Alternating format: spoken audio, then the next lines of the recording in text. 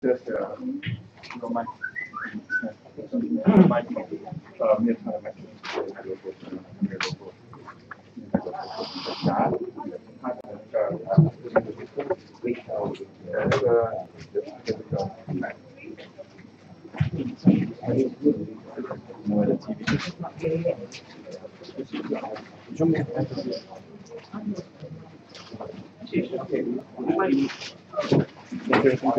bit, because we are doing live stream now, so you're not supposed to be.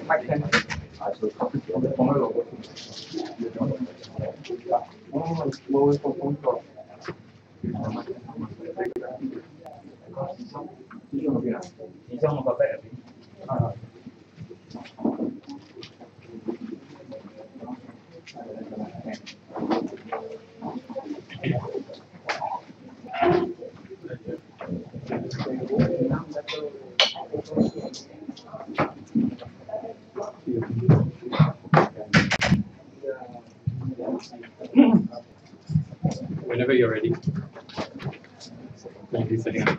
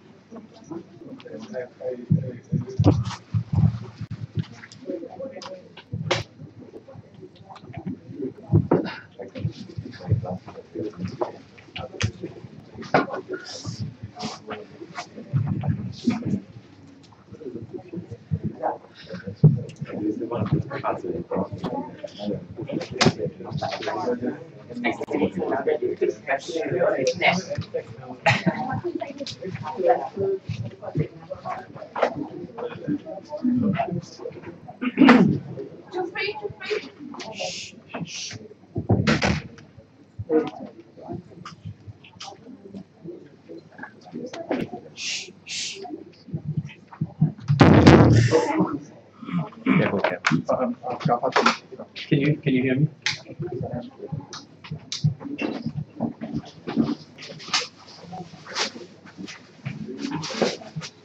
Are we good to go? Yes.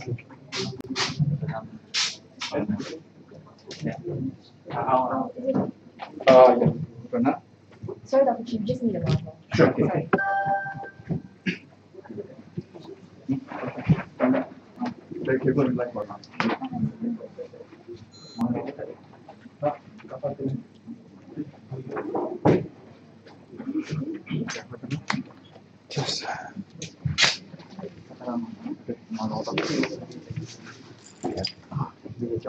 Một trong ký vừa một trong phần máy.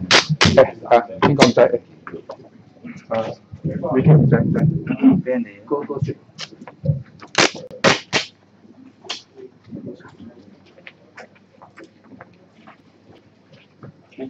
There you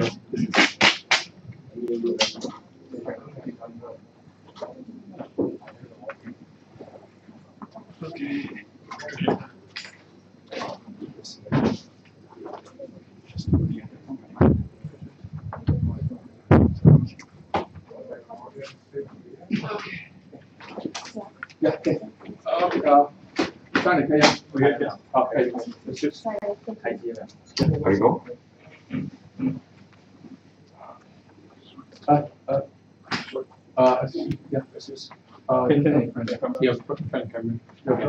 Okay, we've called this press conference to respond to Dr. Vivian Balakrishnan's statements about our policies that I think went up yesterday. And what I'm going to do is read out a statement and then ask Paul to follow up with his own statement as well. And we won't be, as what we've done before, we won't be giving these hard copies, but it's available online. So please check out our website for the statements. I think it'll be available in a little while. All right. Now, Dr. Vivian Balakrishnan characterized the SDP's alternative policies as one of tax and spend, and that they will lead the country to bankruptcy. He did not, however, cite any specific policy, but merely said that the SDP had copied policies from, quote, other parts of the world, unquote. Now, Dr. Balakrishnan should take a look at his own party's record on such practices. Experts cite the low interest rates of the CPF, even though the government claims its ROI is high. And many experts say this is an implicit tax. In addition, the slew of taxes, fees, and levies open up for the PAP government large streams of revenue. Now, all this has resulted in large reserves, which are handled by the GIC and Temasek holdings. In 2008, the two sovereign wealth funds admitted that they had lost about $120 billion in failed investments in Western banks such as Merrill Lynch, Citigroup, and the UBS. If it had not been for the intervention of the US government in the form of bailout money under the Troubled Assets Relief Program, or what they call TARP, these banks would have collapsed and our reserves would have been irretrievably lost. Now, given such a record, Dr. Balakrishnan should be looking at his own party's track record when he talks about policies of tax and spend.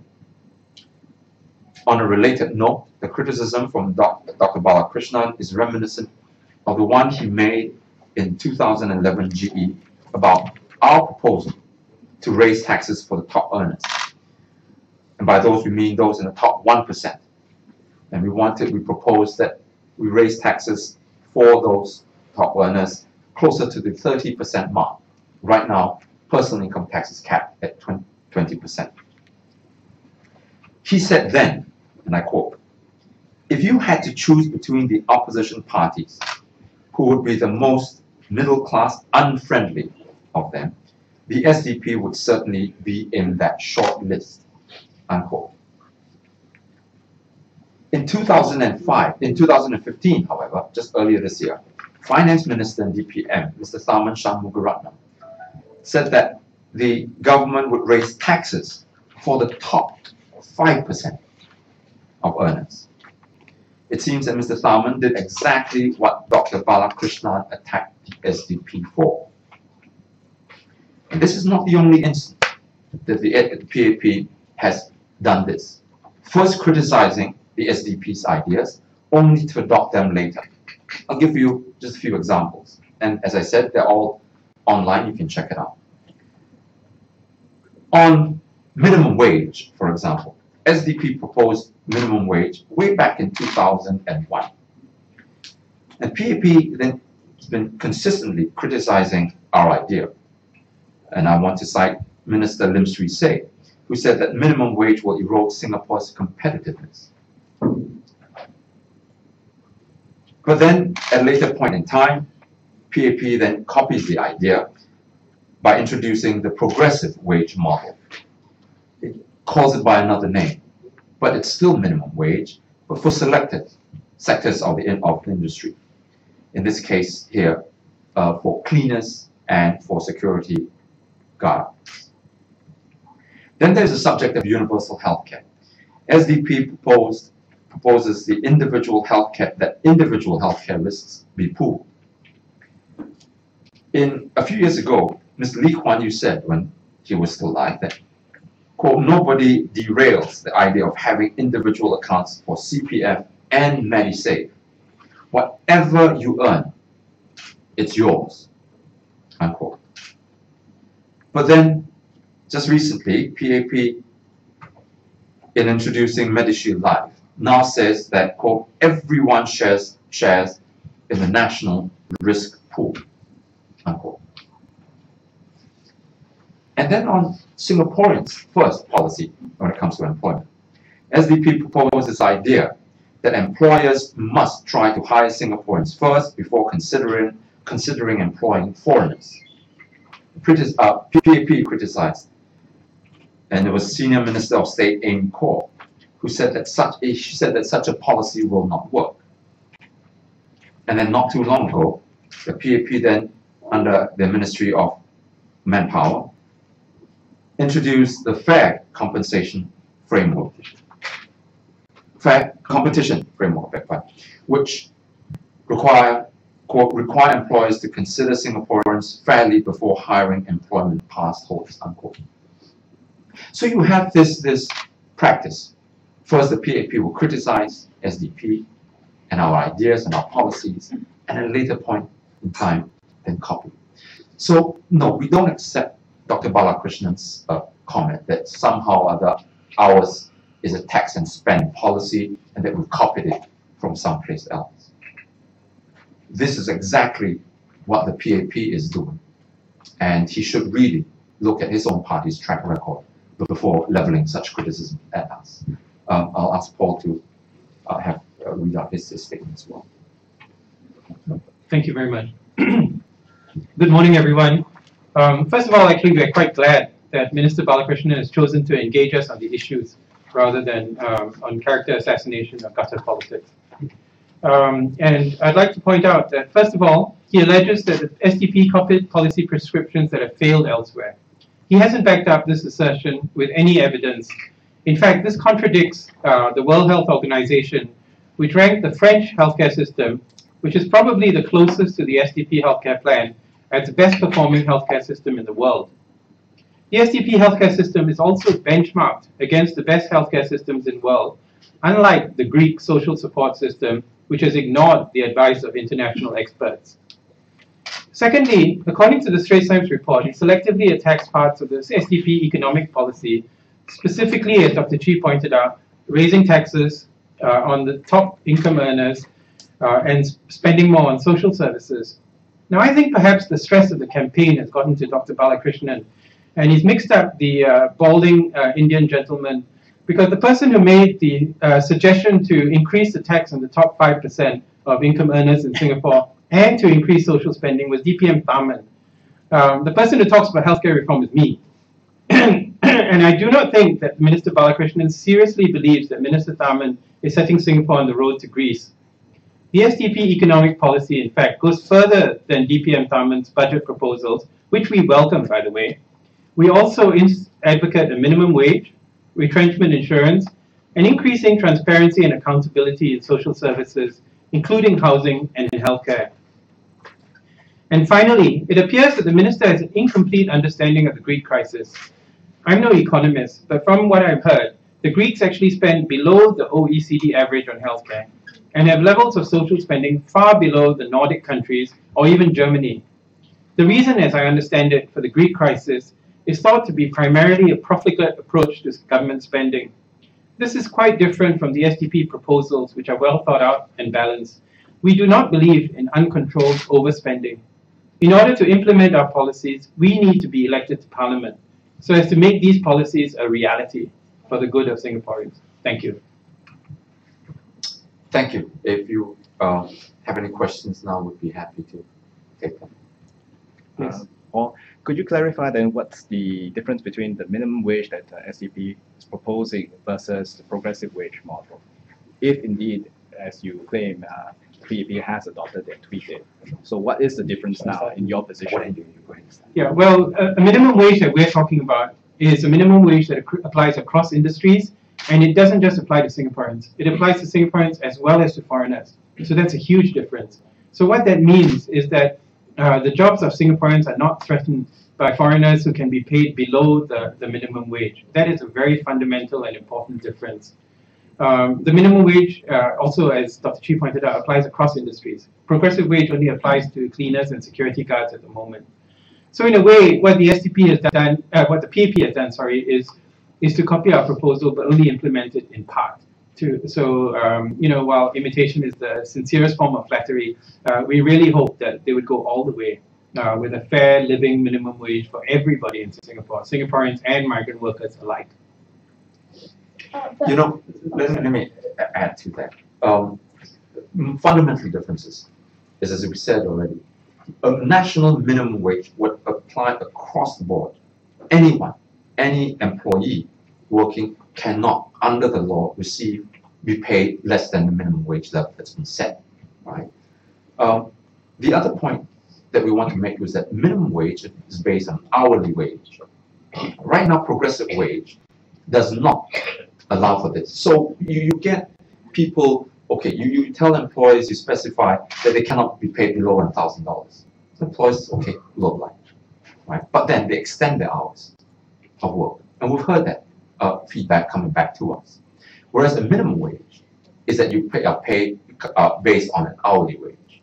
Right? So if you work the standard of 44 hours a week, based on that hourly wage, you have to be paid that minimum monthly sum.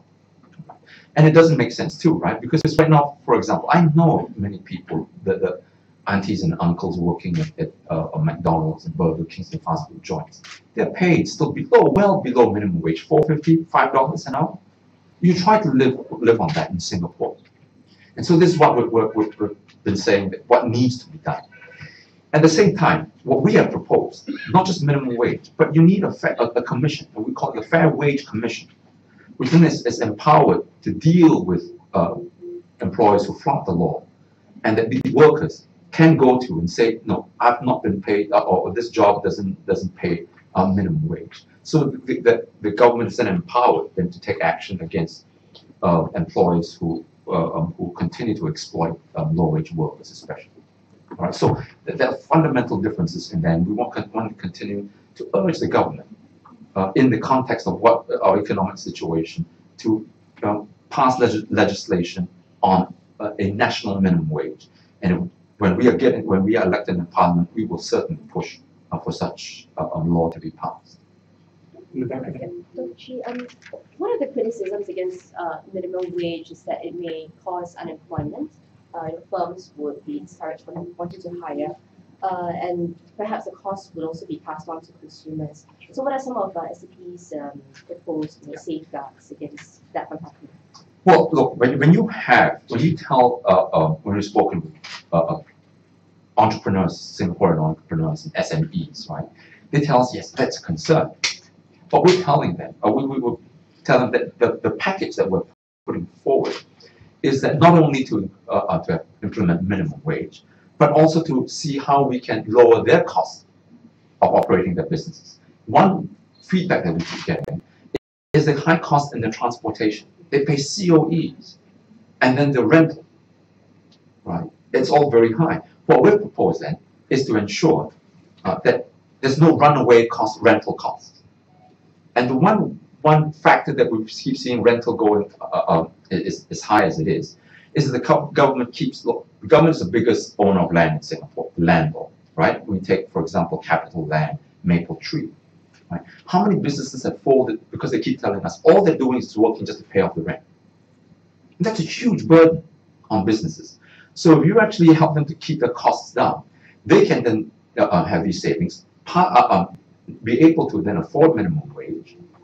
And when workers have minimum wage, it means more money in their pockets, increased spending power, and that you ensure that the economy then is actually fed back into the economy. So it's a win-win situation, right, for both employers and employees. Now, the other point of that I want to raise about minimum wage being a burden on society. We'll look at this the situation in Hong Kong. For a long time, the same arguments were put forth against minimum wage in Hong Kong. And I cite Hong Kong simply because it's an economy that's very similar to Singapore, very open, dependent on trade and so on and so forth. When Hong Kong implemented it, they had their minimum wage commission, all right, to come up with daily, yearly reports, annual reports about performance of their economy. And they found no adverse effects on the competitiveness of their economy. So now, if you look at all these, and they're all available on our economic paper, and how we propose, how we can monitor its impact on the economy, and what level minimum wage should be, and so on and so forth. It's something which we feel very comfortable and very confident that will do Singapore a lot more good than harm. Yes. Should I just follow that? Okay. Sure. One of the common criticisms against minimum wage is that it tends to become maximum wage as well. And also, the progressive wage model is also linked to productivity. The idea being that if employers take the initiative to upskill, train their workers, that justifies the pay to the minimum level. as recommended. So does your proposals for minimum wage also link to productivity? And what if it's minimum wage? What if there are employers who think that, well, I'm meeting minimum wage, why should I pay any higher? Yeah, I have two answers to this, and then I'll hand this back to Sun Juan. The first point is that every developed country in the world, with the exception of Singapore, has a minimum wage. And in none of these developed countries have we seen the minimum wage become the maximum wage. And part of the reason for that is all the developed countries in the world have predominantly democratic institutions where the workers have a voice. They have independent trade unions, where if employers try and do a bait and switch and turn a minimum wage into a maximum wage, the independent trade unions will be the first to speak up against such practices to ensure that the workers' rights are protected and that the minimum wage is indeed a minimum wage and a floor rather than a ceiling. This has been the experience of every country, developed country in the world, and there's no reason why it should not be the experience here. So in fact, what we believe is that the minimum wage has to be tied in with civil liberties, the democratic freedoms, the independence of trade unions, which are things that the SDP has stood for since its founding way back 35 years ago. So, the government has tried to tie in productivity. There's various schemes, there's PIC and all kinds of, there's a whole alphabet soup of schemes that they're tied in, but none of them have worked. Productivity growth has been abysmal in the last few years. And the trouble is that when you have such complicated schemes, again, this is not an area in which I'm an expert, but the parallel is in the healthcare system, where there are so many complicated schemes. There's ElderShield, MediShield, CHEST, Orange, CHEST Blue, Pioneer Generation. And when there's so many complicated schemes, the administrative costs just seem to go up. So the net result is that you're feeding a bureaucracy rather than feeding the citizens and their families. And so that's why we think a simple policy which has been tried and tested in the developed countries in the world in the context of free trade unions, freedom of expression, the rights of workers to speak up when employers are trying to take advantage of them, that this is really going to make a difference. I'll hand the time to Sun Juan. When we talk about wages and productivity, there is a link in there, but it certainly is not attributable only to the fact that there is or is not a minimum wage. You've got to look at productivity in terms of how you inspire people and to empower them, to give them a sense of ownership of what they're actually doing, of their own society. And if you look at Singapore, survey after survey showing Singaporeans are just about the most stressed out workers in Asia and in the world and happiest people. How do you expect to motivate people and get them to be more productive when you have such kinds of very exploitative, very extractive kind of an economy? That's what we're very worried about, right? And then the government makes this link saying, well, wages cannot outstrip productivity. Fair enough. But what's causing this low productivity? It's been going on for the last 10 years. It's been languishing at about 0%, right? It's gone down again this year. And this is despite money that's been thrown at productivity. You want to tweak foreign workers levy in the hopes that you can get productivity level up. It doesn't seem to be working. Okay? Now what we're advocating is to ensure, let the people go, pay them healthy wages, right? Living wages, just wages. So they feel that the sense of belonging and that they don't feel that they're under stress all the time and having to work a second job just to make ends meet. All this goes into helping our workers become more productive. The other point is that when you keep bringing in foreign workers, cheap foreign labor, right? We're seeing when you go outside and they do your road works, right? Sometimes you have 7 or 8 people just digging one hole, workers from our neighboring countries digging holes and laying cables and so on. And there's absolutely no productivity there, right? And then when the productivity goes down, the government then says that, well, wages cannot outstrip productivity, as I mentioned. And then you have this vicious cycle, right? So what we're saying is let's see how we can encourage our SMEs to think out of the box, get them to be more creative, and thereby raise productivity level, and then wages can go up, and we can all afford minimum wage at some point, okay?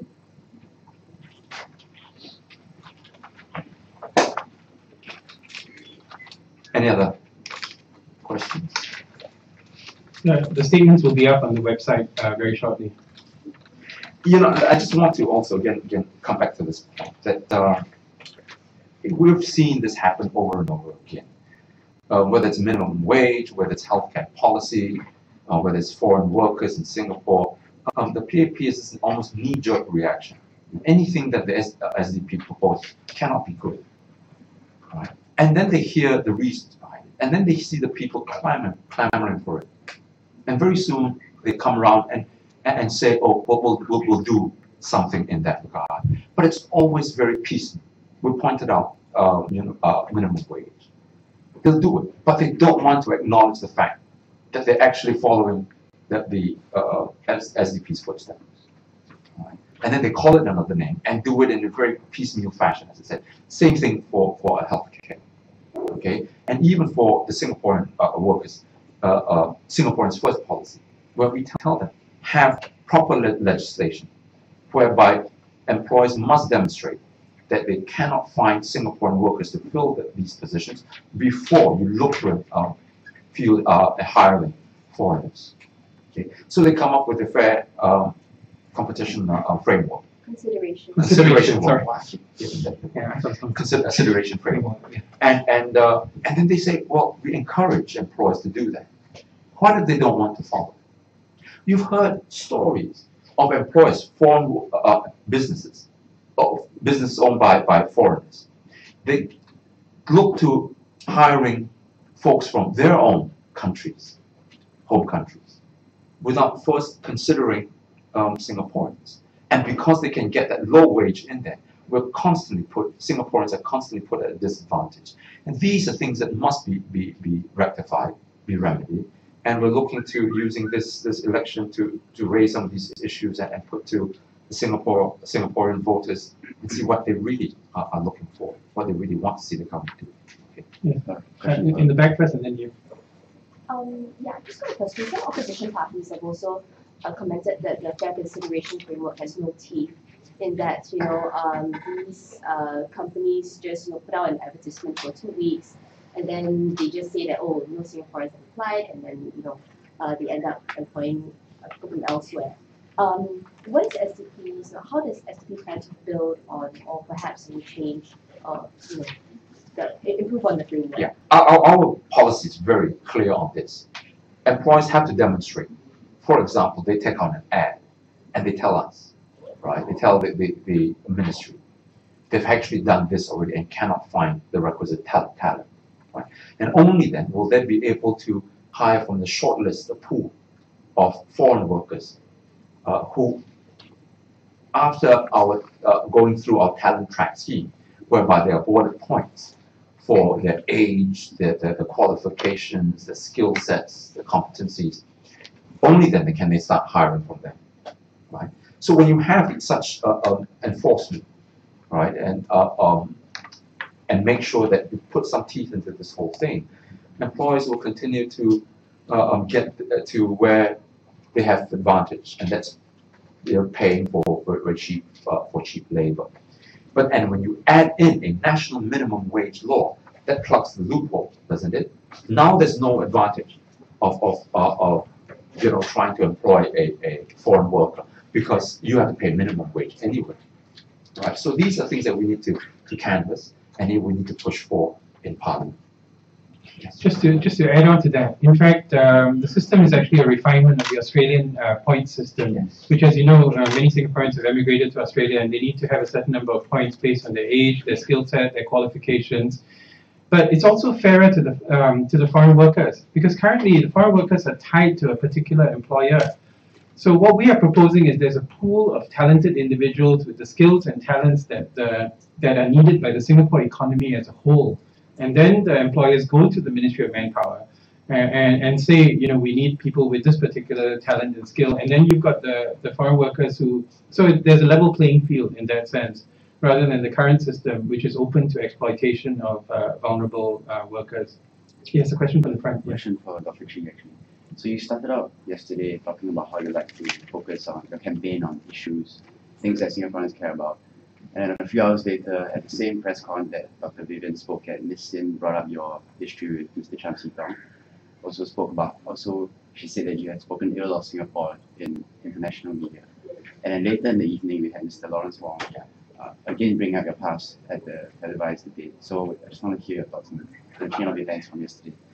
You know, this is where I find it tragic for Singaporeans, because the PAP is incapable of focusing on issues. They know they're weak on that. They know Singaporeans are very unhappy with their policies.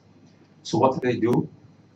They throw up all these distractions to make sure that they don't then have to debate us on these policies. And all these matters happen In the last century. yes. I didn't see it that way, but you know, years ago, a couple of decades ago, and they just want to dredge it up and resurrect it. I don't want to do all of this. I really want to move past this kind of nonsense. Mr. Chiam's situation with me, we've resolved it. We invited him to our 35th anniversary dinner recently. Right? I've written about it. It's in my book. It's on the website. We're hoping that at least that Singaporeans can avail themselves of this information. I never asked Mr. Chiam. It's on record. It's in the courts. Mr. Chiam said so himself. That he had all these problems with his colleagues even before I had joined the SDP. But the PAP, I don't know, I didn't see it, but Mr. Mann continues to want to dredge all these things up. And there's only with one and only one purpose in mind. And that is to continue to distract voters and get them to think about something, about where their weaknesses are, and that's on policy. And I've been making this over and over again. Singaporeans are sick and tired of all this personality attacks, this character assassination. They just want the government to address some of these points, very important points, that affect their everyday lives. And they want some discussion, they want some debate on that so that they can vote intelligently. Right? Just want to add to that.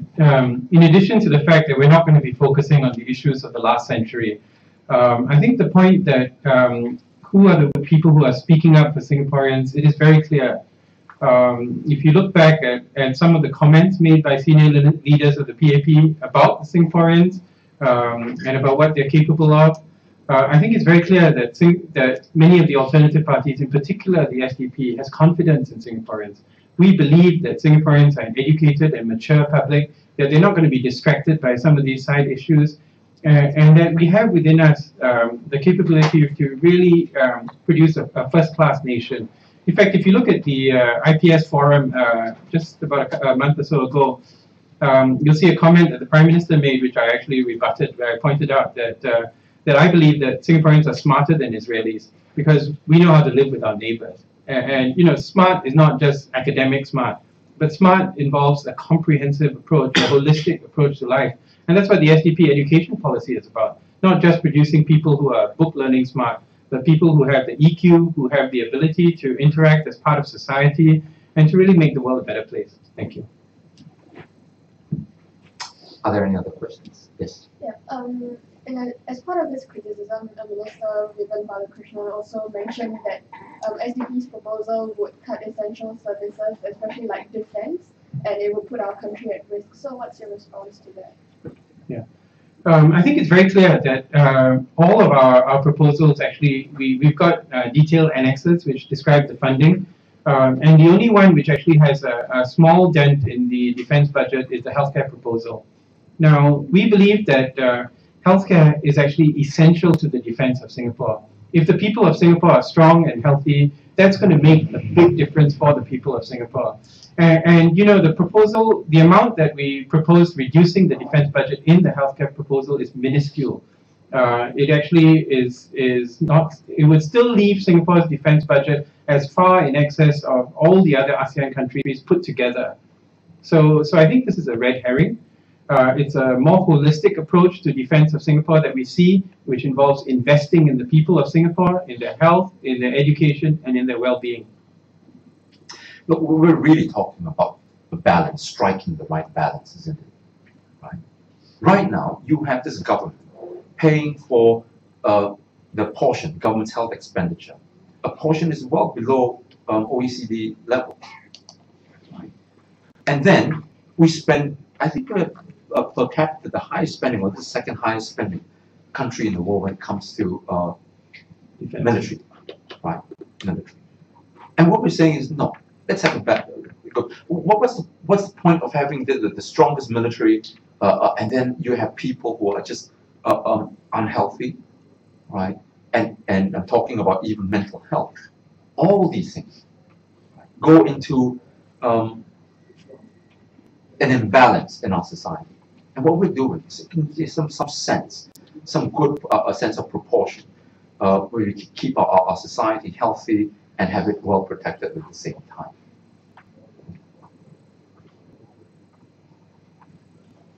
I think Dr. Balakrishnan says they will continue to elaborate on this, and we welcome that. But we do want him to also be very conscious of the fact that think further down the road, because what he says now might come back to haunt him. He criticizes us in a few years down. They implement our ideas, and this is what I think Singapore, the message that we want to get across to Singaporeans. Sorry. Actually, you in front and then behind me. Yeah, you talked about avoiding character assassination and further politics, and then especially William was talking about tax and spend politics or overspending, spending the way decrease. Have you deliberately avoided mention of his previous overspending in the Olympic Games? Is that part of your strategy? I'll leave that to. That's kind of like a question like, when do you stop eating your wife? Like I said, we are going to focus on the issues, and so we're not going to go into specific character flaws of any of the PAP ministers or leaders, and I think I'll leave it at that. Yeah, let's very quickly just address that point there, and that is look, on policies, we welcome Dr. Balakrishnan's criticism, and that's where we can have that intelligent debate, right? But what we won't do is all these things, personal attacks that doesn't refer to any extent some of the policies that we're very intent on keeping track of and addressing. Yeah, in the back. So there's one thing that Dr. Balakrishnan was mentioning is that the burden will be passed on to the future generations. Do you think that would be the case and the implications of your policies? Well, with the current system, the burden is indeed passed down to the future generation. For example, in MediSave, most people are actually spending their MediSave paying for their parents' healthcare bills. And this puts a huge burden on the next generation, because by the time they grow old and sick, there's nothing left in their MediSave. So we are left with the situation in the current system, again, thanks to a parliamentary question raised by Gerald Giam. We now know that MediSave, MediShield, and MediFund account for less than 15% of total healthcare expenditure in Singapore. Government healthcare expenditure is about a third, and the rest is from out-of-pocket or from employer-funded healthcare insurance. And this is just simply not sustainable.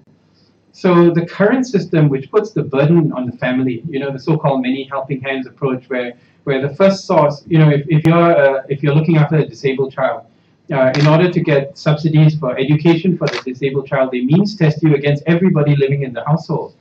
So that's actually putting a huge burden on the families of individuals who, through no fault of their own, have to look after somebody with disabilities or somebody who's got an illness.